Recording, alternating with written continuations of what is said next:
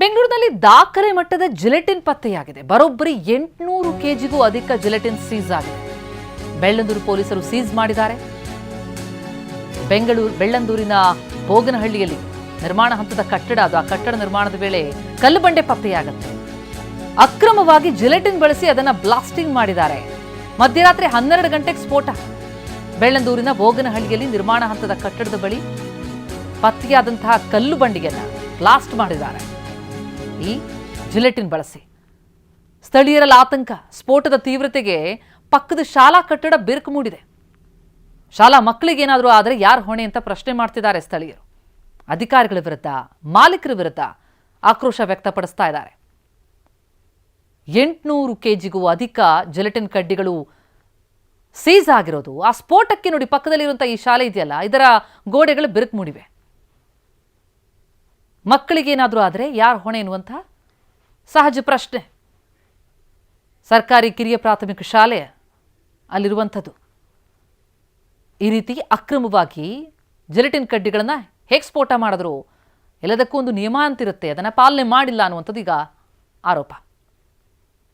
ಹಿಂದೆ ಒಂದು FIR ಆಗಿರುತ್ತೆ, ಯಾರು ಶ್ರೀನಿವಾಸ ಆರ್ಥಮೋರ್ಸ್ ಮೇಲೆ ಮತ್ತು ಸಂಬಂಧಪಟ್ಟ ಲ್ಯಾಂಡ್ ಇವ್ರ ಮೇಲೆ 800ರಿಂದ 1000 ಕೆಜಿವರೆಗೂ ಸೀಸ್ ಮಾಡಿರ್ತಾರೆ.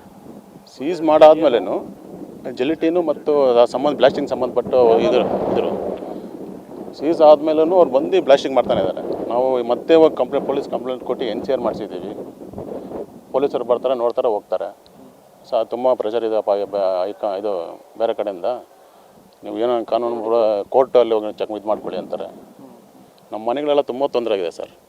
ನೈಟ್ ಆದರೆ 12:30, 1 ಗಂಟೆಲ್ಲ ಬ್ಲಾಸ್ಟಿಂಗ್. ಸ್ಕೂಲೆಲ್ಲ ಕ್ರ್ಯಾಕ್ ಬಿಟ್ಟಿದ್ದಾರೆ. ಸ್ಕೂಲ್ ಏನು ನಾವು ಸೀಸ್ ಮಾಡಿದ್ದಾರೆ ಅವ್ರು ಮೊನ್ನೆ FIR ಆದಾಗ ಗಾಡಿ ಸ್ಕೂಲ್ ಪಕ್ಕನೇ ಇದೆ. ಅದನ್ನು ಬ್ಲಾಸ್ಟ್ ಆಗಿದ್ರೆ ಬಾಂಬ್ ಎಕ್ಸ್ಪೋರ್ಟ್ ಹೇಳೋ ಪ್ರಕಾರ ಅರ್ಧ ಬೆಂಗಳೂರೇ ಹೋಗ್ತಾ ಇತ್ತು ಅಂತ ಹೇಳ್ತಾ ಇದ್ದಾರೆ.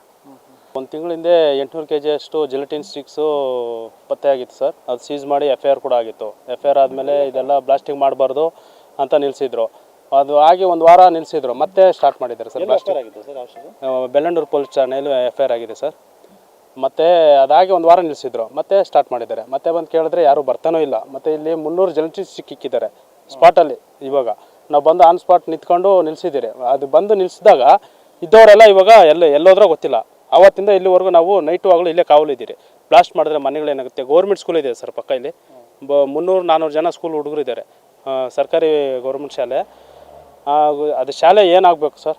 ಈ ಥರ ಇದೆಲ್ಲ ಪಕ್ಕದಲ್ಲಿ ಬ್ಲಾಸ್ಟ್ ಮಾಡ್ತಾಯಿದ್ರೆ. ಮತ್ತು ದೇವಸ್ಥಾನ ಇದೆ, ಮನೆಗಳಿದ್ದಾವೆ, ಎಲ್ಲರಿಗೂ ಭಾರಿ ತೊಂದರೆ ಆಗ್ತಾಯಿದೆ ಸರ್. ಯಾರಿಗೆ ಹೇಳಿದ್ರು ಯಾರು ಬರ್ತಾಯಿಲ್ಲ, ಇನ್ಚಾರ್ಜೇ ಬರ್ತಾಯಿಲ್ಲ. ಮತ್ತು ನಾವಿಲ್ಲಿ ನೈಟು ಆಗಲು ಕಾವಲಿದ್ದೀರಿ. ಬ್ಲಾಸ್ಟ್ ಮಾಡಿದ್ರೆ ಏನಾಗುತ್ತೋ ಭಯ.